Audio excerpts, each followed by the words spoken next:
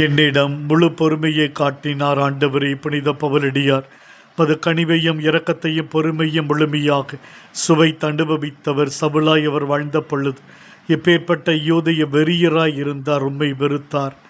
தான் செய்கிற ஒவ்வொரு காரியங்கள் யூத இனத்திற்கு பெருமை சேர்க்கக்கூடியது என்று நினைத்தார். எத்தனை கிறிஸ்தவர்களை அடித்திருப்பார், நைய புடைத்திருப்பார், எத்தனை பேரை சிறையில் அடைத்திருப்பார், எத்தனை பேருடைய குடும்பத்தை பாழ்படுத்தி இருப்பார்.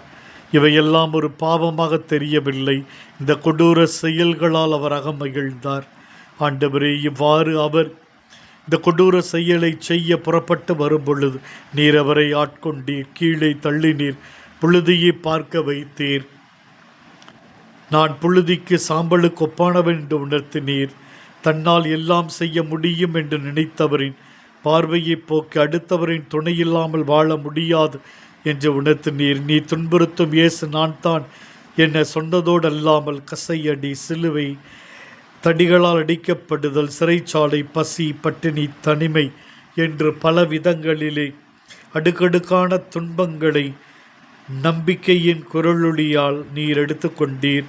நாங்கள் துன்புறுத்தப்படுகிறோம், ஆனால் இறைவனால் கைவிடப்படுவதில்லை என்றுடைய வாக்குண்மையாக மாறியது.